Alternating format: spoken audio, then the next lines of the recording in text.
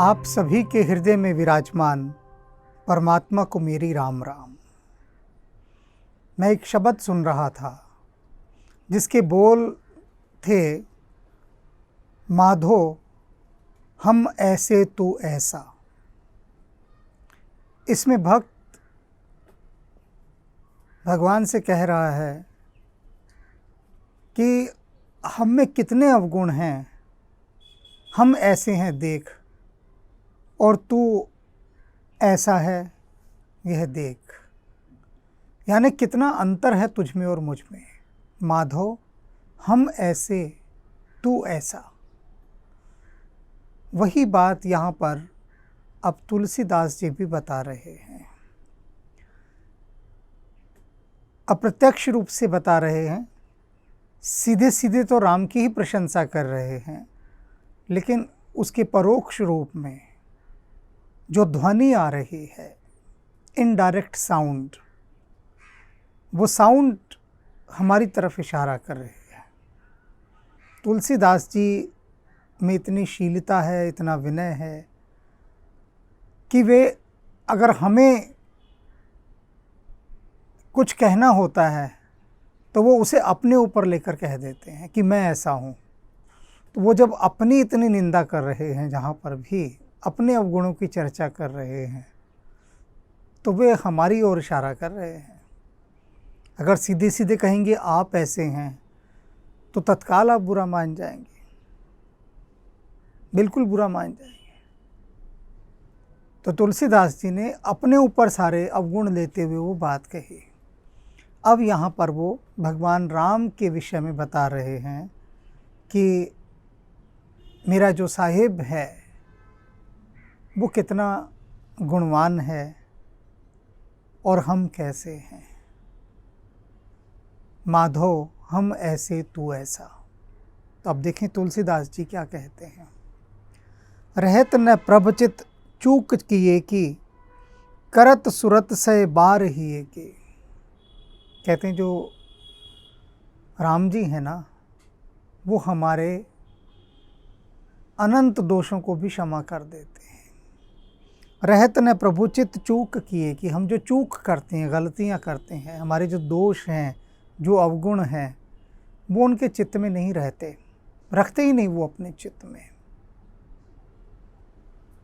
मीरा ने भी जैसे कहा ना, प्रभु मोरे अवगुण चित्त न धरो। पर प्रभु तो रखते ही नहीं है, लेकिन भक्त तो कहेगा ना कि ना रखो। तो भगवान राम अपने हृदय में अपने भक्त की किसी भी भूल का, किसी भी अवगुण का नाम मात्र भी ध्यान नहीं रखते। मुझे बरसों पहले याद है, एक महिला ने मुझसे कहा था कि मेरी बुआ अगर एक बार किसी से नाराज़ हो जाए या कोई उनके विरोध में कुछ बात कह दे तो वो उसे जीवन भर क्षमा नहीं करती। उसकी ज़रा सी भी भूल को हमेशा अपने मन में संभाल कर रखती हैं हर वक्त, और वो ज़िंदगी भर के लिए वो उसका दोष उनके मन में लॉक हो जाता है हमेशा के लिए। वो उसे कभी माफ़ नहीं करती। तो मैंने उनसे कहा कि कभी अपनी बुआ जी से आप पूछिएगा, क्या वो परम पवित्र हैं? क्या उन्होंने कभी कोई जीवन में दोष नहीं किया, कोई अवगुण नहीं, उसमें कोई पाप नहीं किया? वो बिल्कुल गंगा जल के समान निर्मल हैं, पूछिएगा कभी। तो उसने मुझसे कहा कि आप कैसी बात कर रहे हैं? अगर इतने सी बात मैंने उनसे पूछ ली तो वो उसी वक्त क्रॉस मार देंगी मेरे नाम पर, बिना ये जाने कि मैं उनके रिश्ते में क्या लगती हूँ। अपने विरोध में एक शब्द नहीं सुन सकती और दूसरे का एक अवगुण भी वो धारण नहीं कर सकती, चाहे वो हो या ना हो। अगर वो किसी बात पर नाराज़ हो गई किसी से, तो जीवन भर के लिए, इस जन्म में तो कम से कम, वो उनके लिए कोई महत्व नहीं रखता सामने वाला व्यक्ति। वो फिर उसके प्रति कोई अपने मन में अच्छा भाव नहीं रखेंगे। लेकिन अभी कहा था ना मैंने कि माधव हम ऐसे तू ऐसा। अब राम क्या हैं? तुलसीदास जी कह रहे हैं राम जी रहत ने प्रभु चित चूक किए कि हम 6000 दोष कर लें, फिर भी वो अपने मन में कोई दोष नहीं रखते। और ये तुलसीदास जी ऐसे नहीं कह रहे हैं, भगवान राम के जीवन के उदाहरणों के माध्यम से प्रमाण स्वरूप कह रहे हैं। कोई हवाई बातें नहीं है ये कि यूं ही कह दिया कि मेरा साहिब ऐसा है। उस साहिब के जीवन से जुड़ी हुई घटनाएं भी बता रहे हैं वे, हवाई बातें नहीं हैं, और उन्हें हमें समझना होगा। और वो क्या करते हैं, लेकिन अब जब अपने हृदय में किसी के कोई अपराध दोष इत्यादि नहीं रखते तो फिर क्या रखते हैं, करत सुरत से बार ही है कि, और उसके जो अच्छे काम हैं, भलाइयाँ हैं, नेकियां हैं, उनको वो अपने हृदय में संभाल कर रखते हैं। 100 बार उनको याद करते हैं कि उस व्यक्ति ने कितना अच्छा किया, उसमें ये क्या गुण हैं। तो दूसरे के गुणों को, अच्छाइयों को, नेकियों को वो अपने हृदय में स्थान देते हैं और 100 बार याद करते हैं। क्या ज़रूरत है तुलसीदास जी को ये सब कहने की? क्यों कह रहे हैं वो? क्या आवश्यकता है भगवान राम के ये गुण बताने की? क्यों? कभी सोचा है आपने?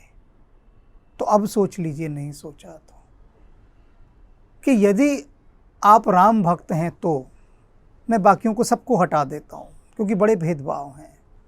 जो राम भक्त है वो कृष्ण को, तो अनेक लोग ऐसे हैं जो राम भक्त हैं वो कृष्ण की बातों को इतनी तवज्जो देता ही नहीं। जो कृष्ण भक्त है वो राम की बातों को नहीं देता। और यहाँ तक तो मैंने यहाँ इतना भी देखा है कि कृष्ण भक्ति में एक संप्रदाय को मानने वाला कृष्ण भक्ति के दूसरे संप्रदाय को भी महत्व नहीं देता। वो कहता है ये हमारे कृष्ण हैं, उनके कृष्ण अलग हैं, हम उनके कृष्ण को नहीं मानते हैं। तुलसीदास जी ने ऐसे स्थान पर एक बार कहा था, शिवद्रोही मम दास कहावा, सोनर सपने हूँ मोहि नहीं भावा। कि जो शिव के प्रति द्रोह रखता है, ऐसा राम भक्त जो कहता है मैं शिव को नहीं मांगता, तो कहते हैं कि उसे तो मैं अपना दास भी नहीं मानना चाहता। और यहाँ कैसे कैसे लोगों की नासमझियाँ हैं। तो मैं सिर्फ यहाँ पर राम भक्त की बात कर रहा हूँ और किसी की कर ही नहीं रहा अभी। कोई उसको अपने साथ जोड़ना चाहता है तो जोड़ दे। अगर कोई ये मानता है कि वह परमात्मा एक है, चाहे मैं राम कहूँ या कुछ कहूँ, तो उसे यह बात सुन लेनी चाहिए। तो ये उसका बड़ा हृदय है।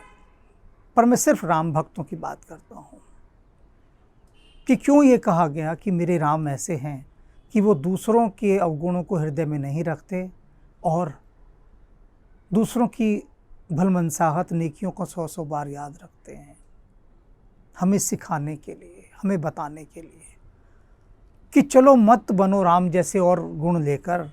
क्योंकि तुम्हें लगता है, लोग अक्सर मुझे कहते हैं नहीं नहीं हम तो भगवान राम के जैसे बन ही नहीं सकते, वो तो अवतार थे। पहली बॉल में क्लीन बोल्ड कर देते हैं। पहली बॉल में ऐसी तेज़ बॉल होती है कि विकेट्स कहाँ कहाँ गिरती हैं जा जाकर, कि हमें राम जैसा बनना ही नहीं है। तो सबसे तेज़ बॉल असरदार क्या है कि वो तो अवतार थे, तो हम तो उन गुणों को अपने जीवन में ला ही नहीं सकते हैं। तो आप ये भूल जाइए और ये हमें कहना भी बंद कर दीजिए कि राम जैसे गुणों को अपने जीवन में लाइए। कोई आवश्यकता नहीं है, क्योंकि हम तो साधारण इंसान हैं, वो तो अवतार थे। कितना सुरक्षित मार्ग है अपने को बचा लेने का, एस्केप कर लेने का। बेहिसाब लोग देखिए मैंने, परम राम भक्त। राम भक्ति सिर्फ वहीं तक कि चित्र और प्रतिमा के आगे हाथ जोड़ दिए, कानों को हाथ लगा दिया, अपने दिल पे हाथ लगा दिया, ऐसे ऐसे कुछ कर दिया, मतलब कुछ भी एक्ट, और हो गई बस राम भक्ति। लेकिन राम के किसी गुण को जीवन में नहीं उतारना। तो बड़ा सहज गुण है ये, दैनिक जीवन में बहुत काम आने वाला, भीतर से नफरत का जहर निकालने वाला। कि किसी ने आपके साथ अगर अच्छाइयाँ की हैं तो उन अच्छाइयों को भगवान राम जैसे अपने हृदय में याद रखते हैं, ऐसे आप दूसरों के द्वारा की गई अच्छाइयों को 100 बार अपने दिल में याद कीजिए। क्या होगा? अगर आप 100 बार अपने हृदय में इत्र का ढक्कन खोलेंगे तो आपका हृदय सुगंधित ही होगा ना। घर में आप 100 बार खोलिए इत्र की शीशी तो क्या होगा, घर सुगंध से भर जाएगा। और अगर मल की गंध आप संभाल कर रखेंगे तो क्या होगा, दुर्गंध होगी। तो कहते हैं इसलिए दूसरे ने आपके साथ क्या बुरा किया, फौरन निकाल बाहर फेंकिए। जिसे लेट गो कहते हैं, एक शब्द है ना, लेट गो, अच्छा शब्द है, खूबसूरत। जाने भी दो यारों, छोड़ दो किसी ने आपके साथ क्या बुरा किया, क्योंकि हमने भी कभी किसी के साथ कुछ बुरा किया होगा। जीवन का एक सहज स्वाभाविक हिस्सा है, अच्छा बुरा होता ही रहता है, लेकिन बस उनसे सीखना होता है। तो हमेशा जब भी किसी को याद करें, दुश्मन को भी, तो ये सोचकर याद करें कि उसने आपके साथ क्या अच्छाइयाँ की। और इसका सबसे बड़ा लाभ एक जो होगा कि आपका हृदय निर्मल रहेगा, वो राम की यात्रा के लिए तैयार रहेगा, वो उस यात्रा के लिए तैयार रहेगा जहाँ कहते हैं ना, अंतकाल रघुबरपुर जाई, जहाँ जन्म हरि भक्त कहाई। राम का भक्त कहलवाना चाहते हो तो राम के गुणों को तो अपनाना ही होगा ना। तो एक ये साधारण सा गुण है बहुत, जो आप अपने जीवन में, सहज गुण, साधारण तो नहीं है, साधारण मैं इसलिए कह रहा था कि जीवन में काम आने वाला है, आसानी से इसका आप जो है अपने भीतर समावेश कर सकते हैं आसानी से।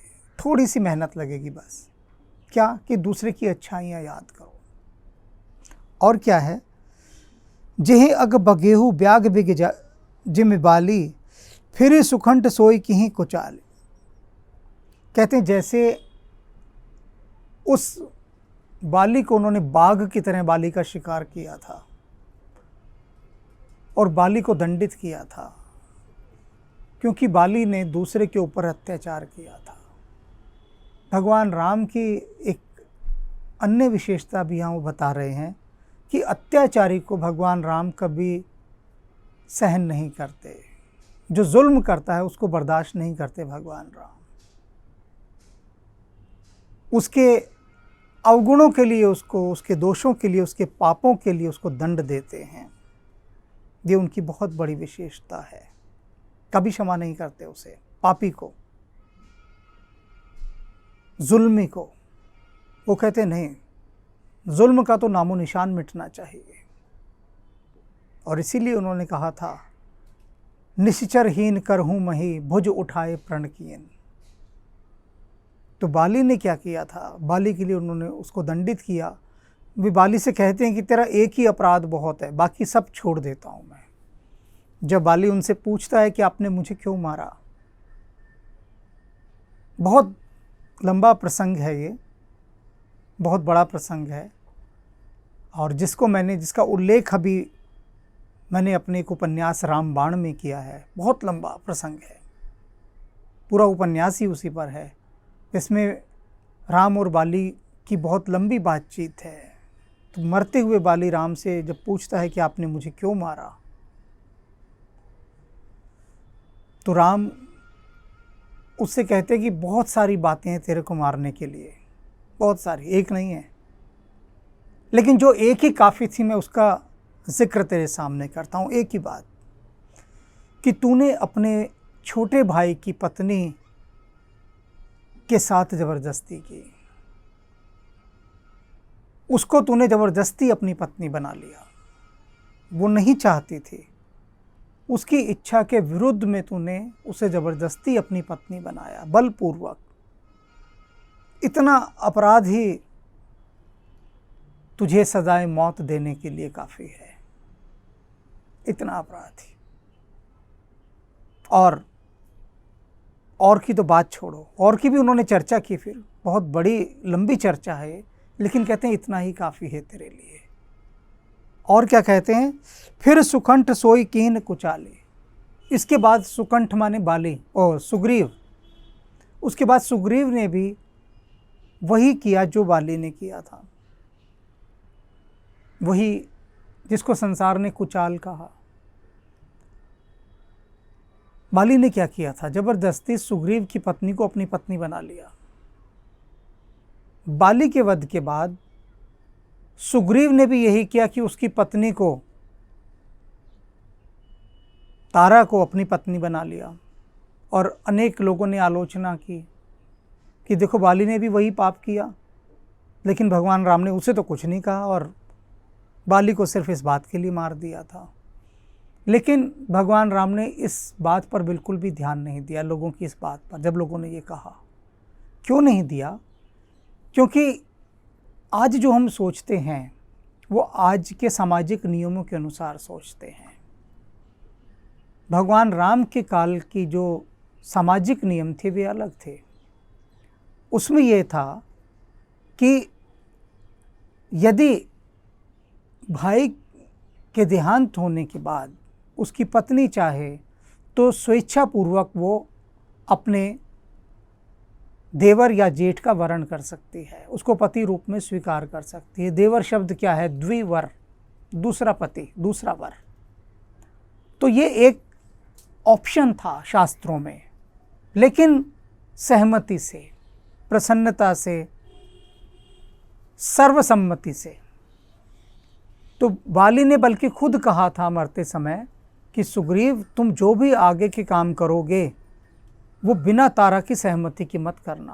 तारा को अपनी एक मुख्य सहायिका के रूप में रखना, क्योंकि तारा अगर तुम्हारा मार्गदर्शन करेगी तो तुम मेरी तरह पथभ्रष्ट नहीं होगे। तारा ने मुझे भी बहुत समझाया था, मेरा भी बहुत मार्गदर्शन किया था, और तारा हमेशा न्यायपूर्ण बात करती थी, लेकिन मैंने उसकी बात नहीं मानी। तो मैं ये चाहता हूँ कि किष्किंधा का राजा बनने के बाद तुम तारा का मार्गदर्शन लेना, उसके मार्गदर्शन में चलना। अब जब तारा को हर समय सुग्रीव की सहायिका बनना है तो पत्नी से बड़ी सहायिका कोई नहीं हो सकती। तो विधिवत अनुमति के साथ उसके साथ विवाह किया गया। इसलिए भगवान राम ने केवल लोगों की अफवाहों और निंदाओं पर ध्यान नहीं दिया, और उन्होंने सुग्रीव की इस, जिसको कि गलती लोग कह रहे थे, उस पर बिल्कुल भी ध्यान नहीं दिया। तो क्यों नहीं दिया? क्योंकि भगवान सिर्फ अच्छी बातों को ही हृदय में स्थान देते थे। उनको पता था कि इसके पीछे सुग्रीव का कोई शत्रुता का भाव नहीं है उससे विवाह करने के पीछे, बल्कि विधिवत सम्मान देकर उसको अपनी पत्नी बनाया। बाली ने बलपूर्वक उसे पत्नी बनाया। तो दोनों में बहुत भेद है। उस समय बहुपत्नीत्व प्रचलित था। एक व्यक्ति की अनेक पत्नियां हो सकती थी और होती थीं, और उसको समाज बुरा भी नहीं मानता था, बिल्कुल भी नहीं। लेकिन कुछ लोग, उस समय जो निंदा की गई उसका सिर्फ यही कारण था कि कहीं ऐसा तो नहीं कि तारा की सहमति थी बाली के वध में। वो एक वर्ग, कुछ वर्ग होते हैं ना जो बंट जाते हैं, लेकिन उस लोक निंदा पर भी भगवान ने ध्यान नहीं दिया। और आगे क्या हुआ? सोई करतूत विभीषण की रे, और वैसे ही करतूत विभीषण ने की। कार्य लंका का वह वर्ग जो रावण का हितैषी था, राक्षसी वर्ग, रावण के वध के पश्चात विभीषण ने मंदोदरी से विवाह कर लिया। वही सब हुआ जो सुग्रीव ने किया था। वही सोई करतूत विभीषण के रे, और वही करतूत विभीषण ने की। लेकिन सपने हूँ सोने राम ही हेरी, भगवान राम ने सपने में भी उसकी ओर, उस जिसको दोष कहा गया उसकी ओर अपनी आंख उठाकर तक नहीं देखा। जो लोग निंदा कर रहे थे इस बात की कि विभीषण ने मंदोदरी से विवाह कर लिया, तो इसका अर्थ है कि विभीषण के साथ मंदोदरी भी मिली हुई थी रावण की उस हत्या के अंदर। बहुत बहुत बातें बनती हैं, लेकिन राम ने उस बात पर भी कोई ध्यान नहीं दिया। क्यों? क्योंकि विभीषण ने कोई बलपूर्वक मंदोदरी से विवाह नहीं किया था। उसकी सहमति से, उसकी इच्छा से और विधि विधान के साथ शास्त्रोचित सम्मति के अनुसार विवाह किया था, नैतिक रूप से विवाह किया था। किंतु इन सारी अफवाहों पर भी भगवान ने कान नहीं दिए। और हम लोग क्या करते हैं? कोई भी ज़रा सी अफवाह हमारे किसी चाहने वाले के खिलाफ उड़ाना शुरू कर दे तो हम उस पर आँख और कान दोनों देने लगते हैं, उसको मानने लगते हैं। उस समय हम अपने दिल को बिल्कुल ही भूल जाते हैं कि हमारा दिल कहीं कुछ कह रहा है, उसे सुन लें, कि दिल ये कहे कि ये तो ऐसा कर ही नहीं सकता, तुम कैसे ये बात मान रहे हो। पर हम उस समय दिल की सुनते नहीं, हम अफवाहों की सुनते हैं। क्यों?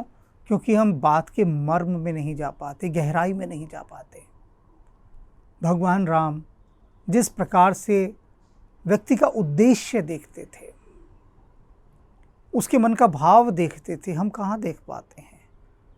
दोनों कृत्य एक जैसे हैं। देखो, बाली ने सुग्रीव की पत्नी के साथ विवाह किया, सुग्रीव ने बाली की पत्नी के साथ विवाह किया, रावण की पत्नी के साथ विभीषण ने विवाह किया।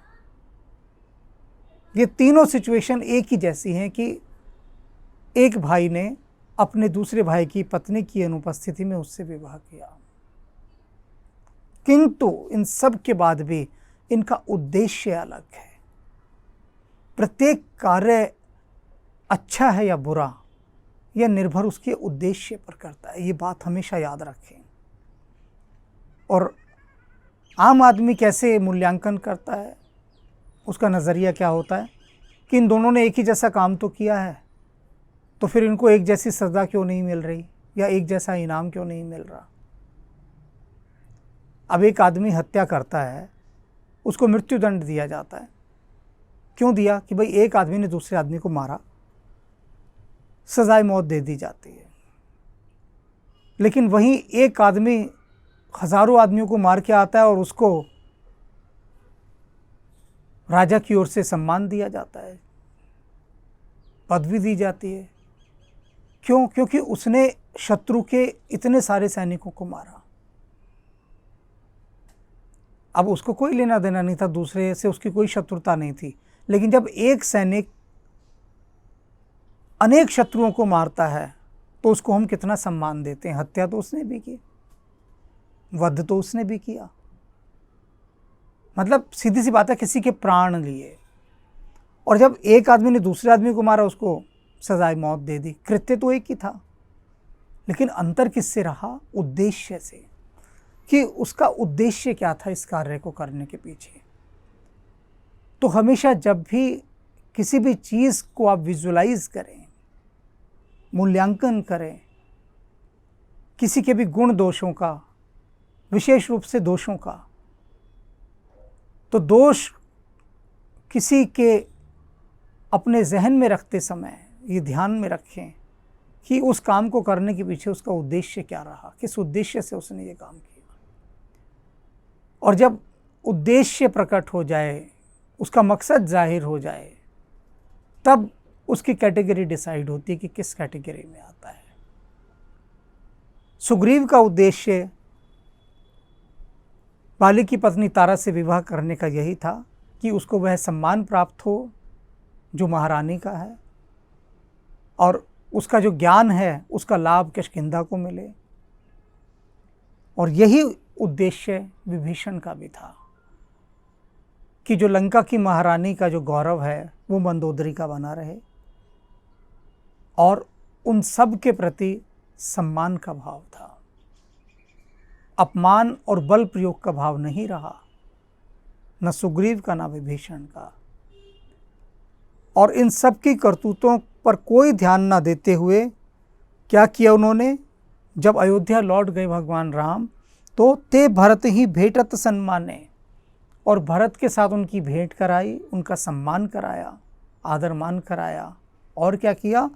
राजसभा रघुबीर बखाने, राजसभा में रघुबीर ने, भगवान राम ने उन सभी के गुणों का बहुत गुणगान किया, बखान किया। गुणों का ही बखान किया बस, किसी के दोषों की, अवगुणों की कोई चर्चा नहीं की। इतना सम्मान दिया। बचपन में मुझे याद है, जब मैं गांव गया था तो गांव में मैं झगड़ते हुए अपने परिवार की स्त्रियों को देख रहा था, जो कुटुंब की स्त्रियां हैं और पुरुष भी। तो वो आपस में झगड़ते हुए एक दूसरे से कह रहे थे कि मुझे आज भी याद है कि तूने 50 साल पहले ये बात कही थी। मैं हैरान रह गया ये सुनकर कि किसी की दी हुई गाली एक आदमी 50 साल तक ढोता रहा।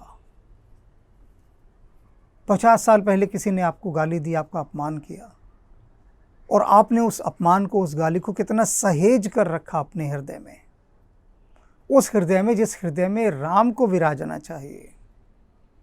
हम अपने उन हृदय में लोगों की दी हुई गालियाँ, ज़िल्लत, बेइज्जतियाँ, अपमान और ना जाने क्या क्या चीज़ें अपने उस हृदय में जमा करके रखते हैं, जहाँ पर हमें उस राम को विराजना चाहिए।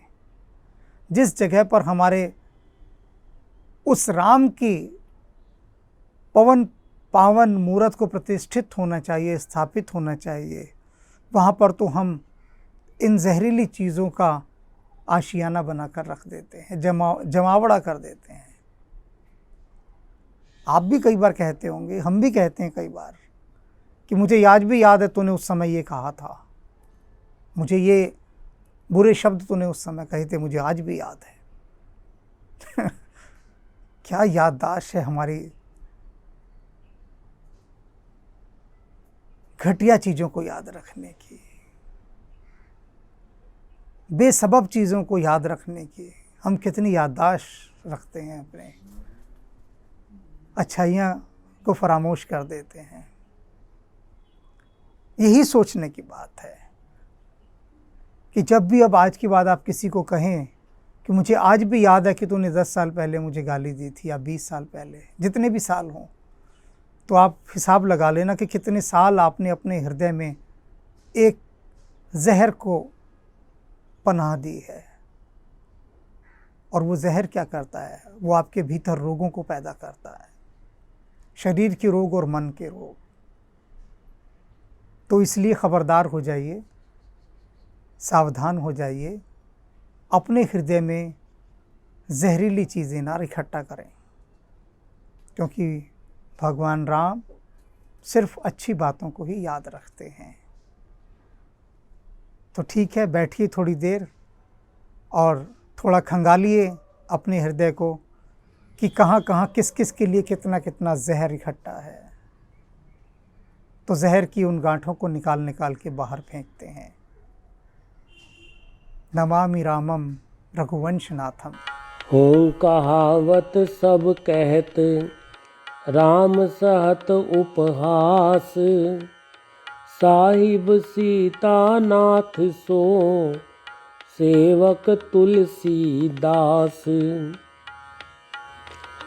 अति बरी मोरी डिठाई खोरी, सुनियग नर कहु नाक सकोरी।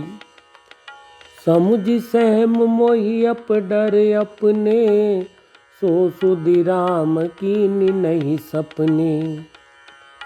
सुन अवलोक सुचित चख चाही, भगति मोरी मति स्वामी सराही। कहत न साई होई ही अनीकी, रीजत राम जानि जन जी की। रहती न प्रभु चित चूक किए की, करत सुरति से बार हिये की।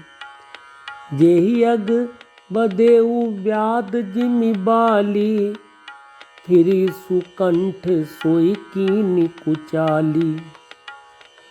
सोई कर तूति विभीषण केरी, सपनेउ सो न राम हिये हेरी। ते भरतई भेटत सन्माने, राजसभा रघुबीर बखाने। प्रभु तरु तर कपिडार पर, ते किए आप समान। तुलसी कहूँ ना राम से, साहिब सील निधान।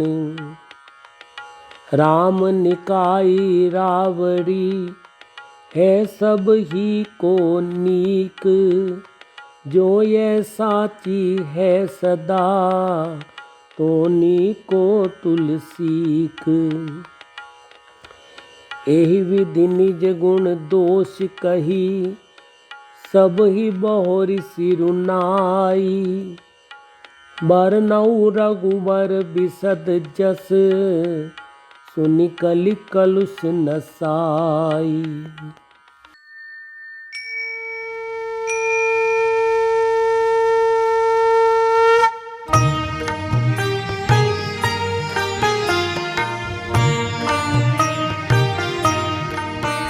जय जय कपिनायक निज सुखदायक, शंकर स्वयं अनूपा।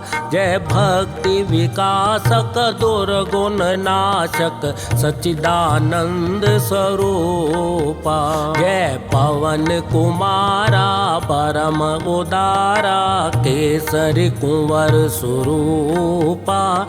जय अंजनी नंदन सुर मुनि रंजन, दुख भंजन सुख रूपा। दुख भंजन सुख रूपा।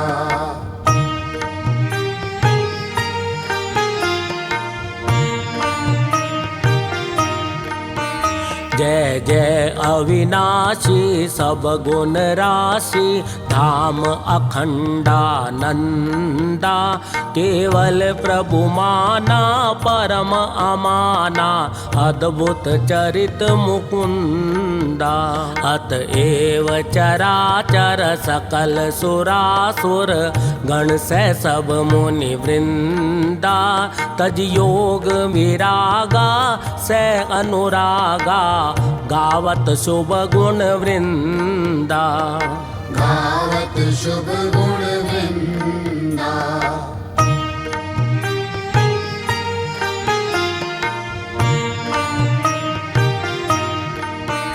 जय उदधि उल्लंघक सिय दुख भंजक, अक्षय शय हनुमंता। जय लंक विदाहक खल संहारक, राम वियोग निहंता। संजीवनी लाए लखन जियाए, रघुकुल प्राण बचाए। अहि पास कटा अहि रावण हत, रघुवर दो मुक्त कराए। रघुवर दो मुक्त कराए।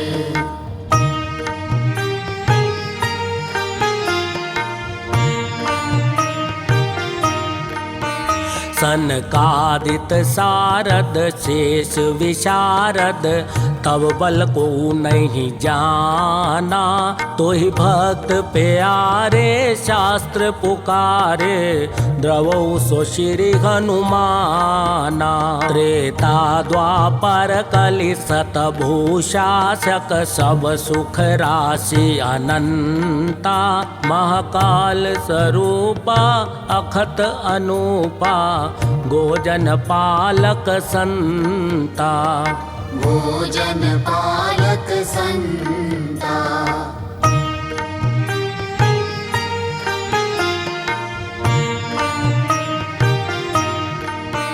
गुण दोष अवस्था त्रैगोतीता, माया रहित स्वरूपा। बालैक ब्रह्मचारी असुरारी, स्वरण शैल समरूपा। त्रिपुरारि खरारी शिव अवतारी, सर्वसिद्धि निधि पुंजा। बलवेक पराक्रम मति गुण आदिक, नमत तोर पद कंजा। नमत तोर पद कंजा।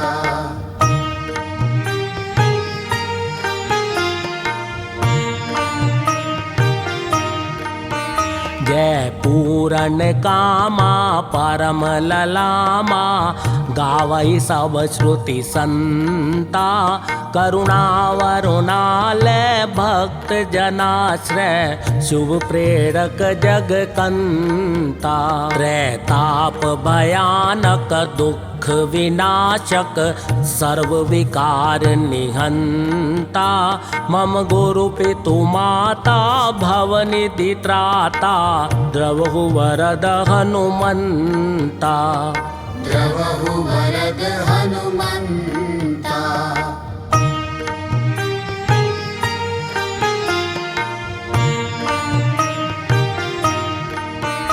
जय मंगल मूर्ति राम अयन, जय सद्गुण सन्मति भक्ति सदन, जय ब्रह्म विचार प्रसार करण, कुविचार कलेश कलाप हरण, जय सर्व प्रपंच प्रशूल समन, जय जीवन सारथि सत्य शरण, जय संकट मोचन राम रमण, अभिनंदन वंदन कोटि नमन। अभिनंदन वंदन कोटि नमन, अभिनंदन वंदन कोटि नमन।